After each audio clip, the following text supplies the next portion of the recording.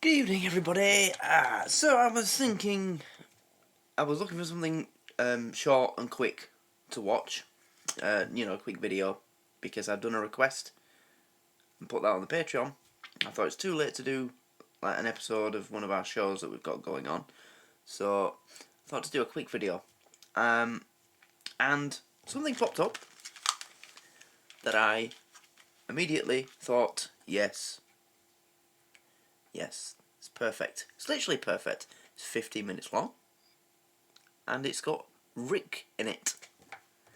This is Rick Mayall on the Terry Wogan Show in 1984.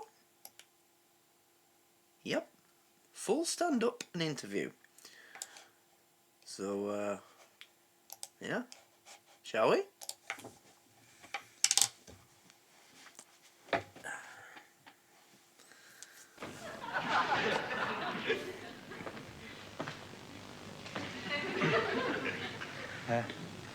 Hi. He's in the young one's outfit. Hi. My name's, Rick. Dick? It's a little... Oh, that's why it's quiet, because I haven't got the... Yeah, okay. Go on. What? What? What is it? What is it? What is it? What's going on? Oh, you're a pretty nutty bunch, aren't you? I'm pretty nutty as well. I don't care what I do. I broke a teacup in the dressing room just now. Just like that. I mean, it was an accident and everything, but I didn't report it or anything. I'm just mad. Knowing me is a bit like being on the road with the Who. Actually, in fact, one of my friends said that to me the other day. He said, hey...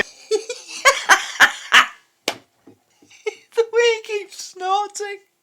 I love this guy. He's just got such an energy about him. Just the way he acts, it's just, oh, I love it. It's just perfect. Actually, in fact, one of my friends said that to me the other day. He said, hey Rick, knowing you's a bit like being on the road with the Who, isn't it? I said, with the Who? Sitting off the top of my head, I hadn't planned to say it or anything. I was mad, I don't care. Can you see all right at the back? Well, what you doing wearing glasses then?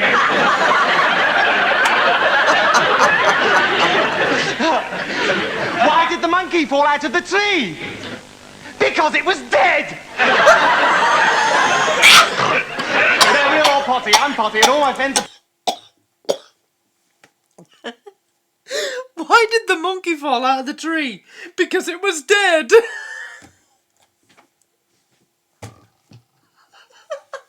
Potty as well.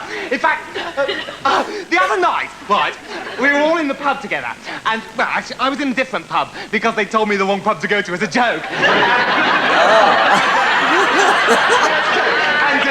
But I found out where they was because I went to Timmy's house and paid his mother to tell me where they were.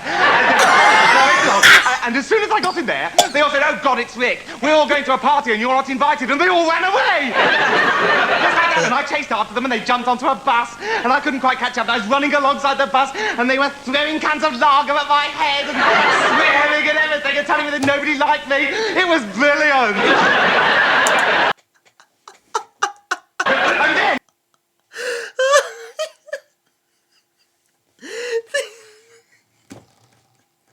He's describing a situation that would, for most people be absolutely awful and traumatizing, and he's like, it was great. This is just a different type of comedy. Oh my God, this guy was a genius. Oh, this to me is just absolutely, oh, it's perfect. They were telling me that nobody liked me. It was brilliant. It was brilliant. And then I chased them for about 5 miles, and we got to the house where the party was, and it was my house. And they said, you're still not invited, and they went in and they smashed it all to pieces. And I had to pay. It was brilliant. Brilliant. We do loads of jokes like that all the time. Anyway. Anyway, simmer down. Because, tonight, Rachel Welch and me have been asked to come along and talk about teen beauty. What? Yes, well, you'd have spots as well if you weren't so square and old. Kids have spots, and kids are great. Che Guevara had spots. And Ian Botham's got spots. He has. He just covers them up, that's all. Lenin had a great big one right on the end of his nose. And 2 at the side of his mouth. And as for Trotsky, Trot the Spot, they used to call him. Tastes like rhubarb and custard. I wasn't going to do this, but seeing as you're all such fascists... Fascists? As a special treat, I'm going to bring down the steak tonight. And that's why I've written a poem. Pretty heavy poem, actually. And, Right, I need to prepare for this. Right, is this before or after The Young Ones? 1984. The Young Ones was neither 1982 or 84, one or the other.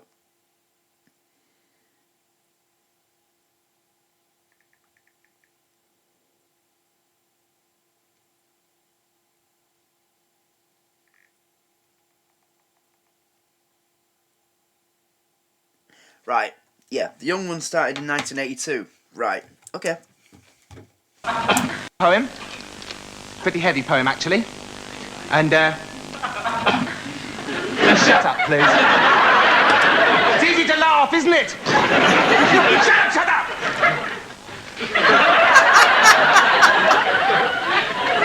It's an angry poem I've written, and it's called Thatcher. And I'm working on it at the moment. I'm working on it.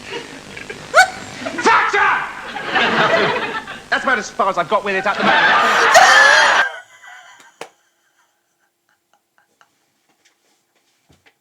I've written a poem. I'm working on it. I'm going to bring down the steak tonight. It's called Thatcher. Shut up. Here we go. Thatcher! That's what I've got at the moment.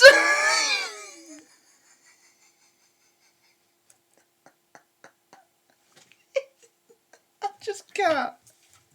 I cannot put into words what I want to say about this. I just can't describe it. It's just...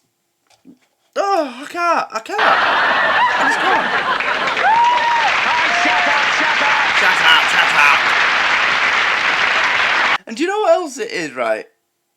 I can see... This is in 1984, so it's after The Young Ones, where it's before Bottom.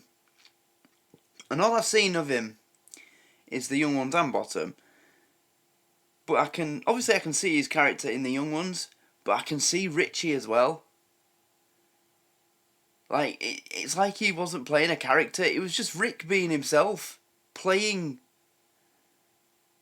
a character. Like, it's amazing how much of him I can...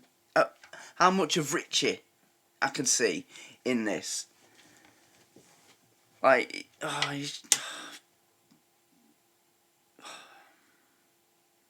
what an amazing man he was. Just... I can't put it into words. Lastly tonight, I'd like to recite the whole of my last novel, which is called Cliff Richard, 1,000 Glorious Years. Rick? Yes? Shut up. Sorry, Terry.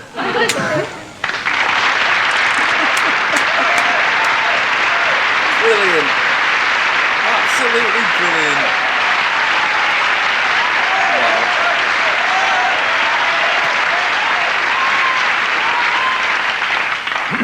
That'll be enough of that. This is my show, and not too many bits of applause for people who just come on and perform. Now, the young ones seem to divide... No thanks. Not mine, honest. That's what you say. Oh, God. They don't look any better in your trousers, either. The young ones seem to, and taking my own family as an indication, seem to divide the country right down the middle. The young ones delighted the youthful population, and it seemed to alienate the adults. Well, that's not what we aimed for. We tried to get... We thought if we made it about students, everybody's got an attitude towards students. Like, young people think they're going to be one, or they think they're not going to be one, or old people think they used to be one. And everybody hates them anyway. So So we thought it would appeal to everybody, but it seems it's mainly, well, mostly the letters that we get are from younger people. I think older people, the older generation, I'm pretty young myself. I love it. But that's my glass of water you drink. I wonder what it was spilled. Sorry. Do you see yourself, or you didn't set out then to be crusaders for youth or anything? No, not at all. I just think, well, we're not really very youthful anymore. I mean, I'm 26, and some of the others are going on for 30. So, Did you, I mean, are you happy at being put into that position, or would you have preferred a more general appeal? well, it's a nice start. I mean, it's a great start. And hopefully, if we carry on doing things, then eventually we'll have general appeal. Yeah. Whoever he is. Would you become a kind of cold... General appeal. So even those little bits, they're just, oh, God. Would you become a kind of cult hero, don't you? Well, that's what they say. I don't really know what that means. Oh, I'm sure that's true about the young ones. I mean, certainly all the young people seem to be, in the same way as they used to imitate the goons, they seem to imitate you. Yeah. And the other members of the team. I mean, I remember when I was at school loving the pythons, and or in the playground the next day we'd all be going through python routines and things. That's something we tried to aim at with the show, was to try and make it as exciting as the pythons were to us when we were young. As far as the younger generation is concerned, I'm certain you succeeded that way. But they say the young ones is finished now. Well, yeah, that's for a mixture of reasons. I mean, we've got a book coming out. A slim volume, is it? Yes, slim volume, very cheap. And that's, in a sense, the third series, because that's all new material. But what we thought we'd do is try and... There's a book? Really? Right. I'm gonna have to get my hands on that. Then, when we finish when I finish series 2, I need to get the book then, and I could do like a read. You know, I mentioned it a few months ago. If I did like book reading videos, like some people do on the Patreon, would that be something that you'd be interested in? If we did the young ones book, I'm pretty sure you definitely would be. So yeah, I think that's something I'll have to do. It's not because we're lazy or anything, it's just we wanted to move on and do something else. Because the first series of The Young Ones was very exciting for a lot of people, and the second one, although I think better made and better performed, didn't have the same shock impact. So if we write something new, then it'll have a better appeal. But don't you think it's a bit too soon to break up? I mean, I always Well, think... we're not breaking up. I mean, it'll be the same writing team and the same performers and everything, just doing a slightly different format. So it will be The Young Ones. You're going to move away from the characters, though, that you've created. Yes-ish. Yes, I mean, Aid tends to always play... Well, no, you know. Yeah. He always tends to play loud, violent types, and I always tend to play... It's just, I think performers sometimes... You paid? I think performers sometimes get tired of playing a role long before the public gets tired of seeing you do it. Yeah, I always think it's about 2 years later that the public are going to get tired of you. Yeah, I think that's probably true, although the public expect to have as good a show as the first one, or as good a show as the best one every single time.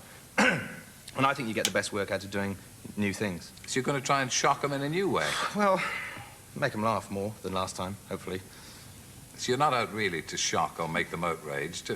What are you seeking to do with the... Just make it as exciting as the Pythons were. I mean, I remember watching the Pythons and being so disappointed when half an hour was over, because they really used the television set really well. Anything could happen. That's what we tried to do with the young ones. Tried to get 3 strands of sitcom, variety, and, say, review shows, and bang them all in together, so that you didn't know what to expect, really, so it's exciting. Python was very surrealistic. The young ones, are they based on real people? I mean, it's your... Yeah, I mean, they're grotesque, they're caricatures. I think it's a very traditional show, really. There's lots of slapstick, lots of shouting. It's a very traditionally British show. I mean, I think it's probably got similarities to the Crazy Gang as much as anything else. Your character, that based on anybody you know, apart from yourself? No, it's mainly me. I think I used to be like that when I was about 13 or so. You weren't, were you?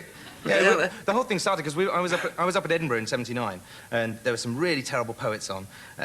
Really, really crap they were. And for anyone watching, you're crap. So I thought, just for fun, we wrote out some poems, and I just went out on stage and did them as straight as I could, and people started laughing, so I shouted at them to shut up, and that character just came out from inside. Was that the show that was called Death on the Toilet? No, that was Yes, I was responsible for that. Yes. No, that was at lunchtime we used to do that. and make lots of money. Then we used to drink all day and then go on in the evening in a cabaret and just doing little turns, you know. Turn around, fall over, basically. What kind of reaction have you had from your own parents? Very supportive. Mum and Dad are both kind of drama-type people anyway. So they're happy as long as I'm happy, I think. Hello, Mum. You Hello, don't Dad. get people stopping in the street to tell you they think you're a bad influence on the young. No, I get people stopping me in the street and saying, "Oh, hello, you're Rick, aren't you?" And I turn around and say, "Hello," and they say, "Oh, they're very disappointed, you know, that I'm not." Because you don't funny. look like that all the time. Yeah. You are funny. People expect you to go straight into the character the minute they meet you. No, I think a lot of people think you actually are like that. It was even worse with Kevin Turvey, when I did a character called Kevin Turvey. Yes, he was the investigative journalist, Yeah. wasn't he? Yeah, and people used to expect you to talk like this all the time, man. And they were really disappointed when Kevin wasn't real. I'm yet to do that. I'll do it. Where did you pick him up? Well, I come from around that area. I mean, it's not based on any particular person. It's just it's an accent and a mood, I think, from Southwest Midlands. Hey, your parents, did you say, were in the dramatic business? You yourself, did you set out to be a straight actor? I never really set out to be anything. I mean, I'm doing the only thing I can do. I can't drive. Don't know anything about engines or electricity or anything. It's all I can do. It's just walk around and have people laughing at me. Oh, shame. Didn't you once play Shakespeare? Yeah, but I got a laugh off every line by the end of the tour. Yeah, that was in '78. We did a 3-month tour of American Comedy of Errors, and I lost 2 stone while I was out there. Did about 88 performances in 3 months in America. Yeah. How did you find America responded? Would you like to do Well, what you're doing in America? Would you like to translate? 88 performances in 3 months.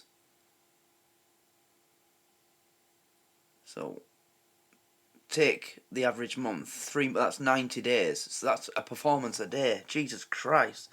And he lost 2 stone.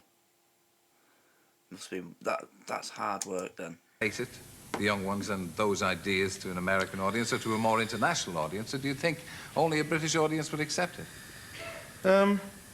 I don't know. I think probably the American situation on American television is, from what I hear, is really, really restrictive. The moral majority and everything. It's very hard to even say bum. You know. Well, you can't say it here either. I know. There's such a youthful thing about him as well. Like, it's very clearly adult humour, grown-up humour. The jokes they'll only ever be funny to a grown-up audience, but there's such a childlike quality to his character and the way he acts and what, you know, it's like the best of both worlds, and he combines them so well, and he uses them so well. Like, that's something else I notice about him, in the young ones particularly.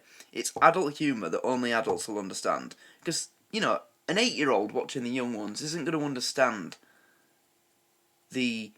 why this student calling everybody a fascist because they won't make him his breakfast or whatever it is, and the things that they joke about on the show. An 8-year-old isn't going to understand that. But sometimes it is like watching an 8-year-old say those things. You know, it's like he had it down to a science of just combining the two of those, like, elements of a character and performing that combination. It's masterful sometimes to witness. Well, you can't say it here either. I know.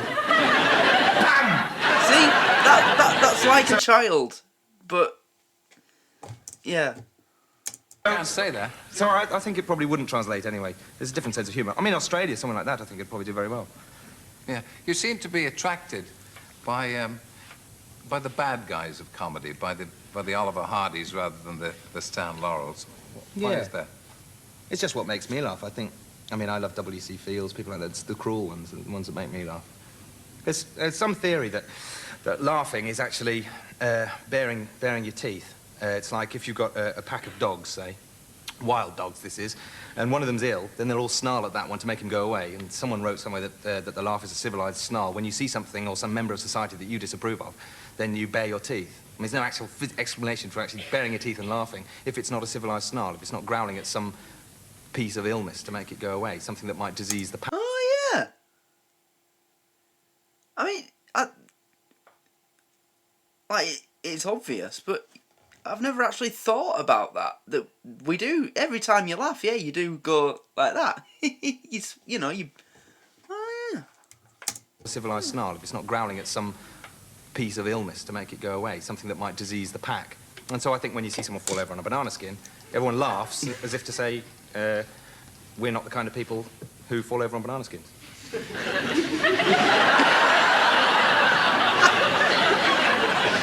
No, I think that's probably quite stupid. Do you find young people tend to laugh at more cruel humour than older people? No, I think young people have got a kind of livelier sense of humour, maybe. I mean, that's no insult to them, no insult to anybody. I think younger people have always been more responsive to more energetic new things, I suppose. I mean, look at rock and roll, you know. You went into what is called the alternative comedy, which I know you don't much like that description. Well, I don't think anybody does. I think that was invented by the press, really, just to compartmentalise us, which is a shame. I mean, everybody gets You've got the Not the 9 O'Clock News people, the Pythons, the Goons. It'd be good if you could somehow mix it all up. And if you had a sketch with Aid and Milligan, for example, or whoever, just mix it up more. It'd be nice to have the opportunity to work with other people. I worked with Calum and Ball the other week, and that was just great fun. It was brilliant. Really? Why do you think that an older audience would be offended, as some of them were, by both the language and they claim to be disgusted by some of the stuff they saw on the young ones? I'm sure they are. I mean, we certainly didn't set out that way. We just put in the stuff that made us laugh, and I think that's all you can do is just... If you're trying to work out what other people's sense of humour is and try and give them what they think they want. That's true. You can't please all the people all the time. Now, you created 2 characters that I remember. Probably you've created many more, but Kevin Turvey and Rick Mayall. Have you got another one sort of fermenting? Well, in the 3rd series, I think we're all going to try and work out something that's more fundamental, more long-lasting, maybe. I mean, it'd be great to have something like, say, Hancock had a character of his own that was so near to himself, he was able to play that. Well, would you like to set up a kind of little repertory company that would enable you to go on and run as long as Monty Python ran? Yeah, but as I say, I'd like it to include every comic that's still around. When you mature and become as old as Tim. Richard Mayall, or as old as Ian Botham. Yes. Yes. Spotty. Spotty, Ian Botham. I'm not going into the dressing room after this. Would you mind going into a situation comedy yourself? A kind of not at all, latter-day Richard Bryars. Well, Felicity Kendall's in it. I'll go for it. Yes, I don't mind. Sexist. Rick Mayall, thank you. Thank you, Terry.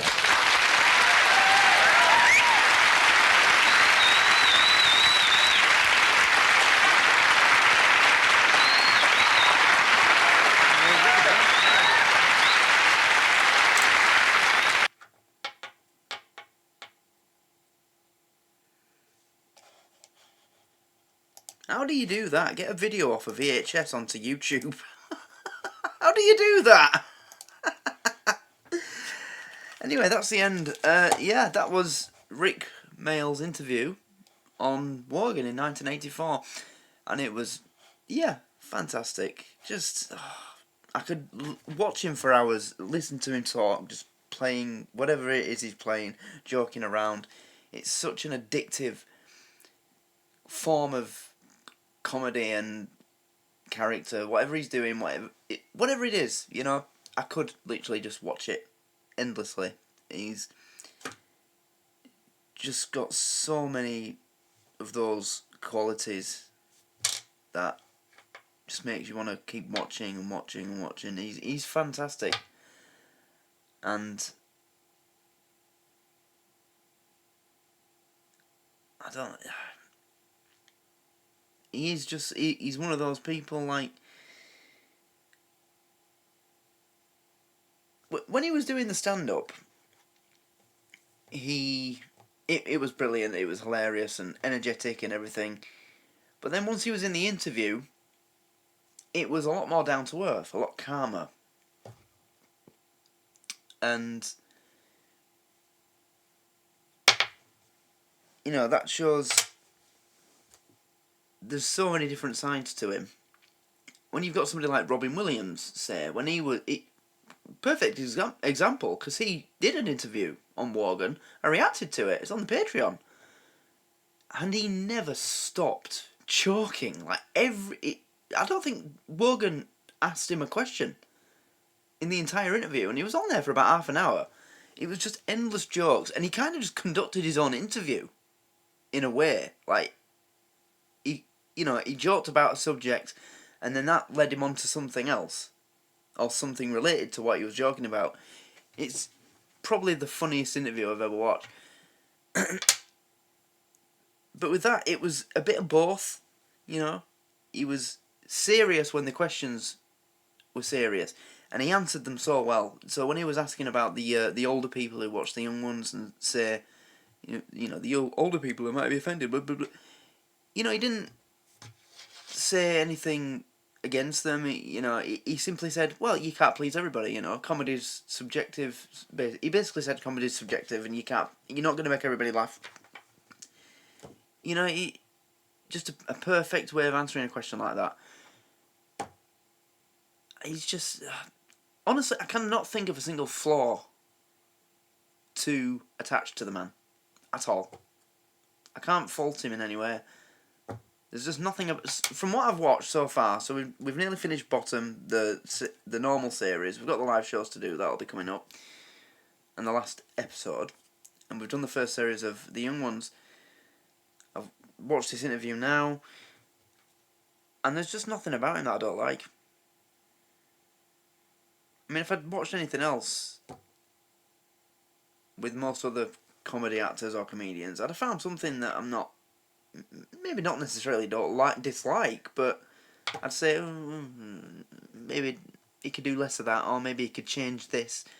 There's nothing like that with Rick. It's just impossible for me to find a single fault with him. He's hilarious, he's funny, he's... all those words that you can think of. Just the perfect entertainer, the perfect comedian. Yeah, and I'm not going to sit here and carry on going on about it, because I'll be here all night. I could literally compliment him all night. But I thought I better just do a quick video, and I found this interview, and I thought, perfect, that's what I'll do. And, it was really good, really enjoyable. So I think that this is something that I'm going to start including now as well on the channel. Interviews with Rick. Hopefully there's many. And I'll just add them in between things. Yeah. If you've got any suggestions for interviews, please do go ahead and tell me about them.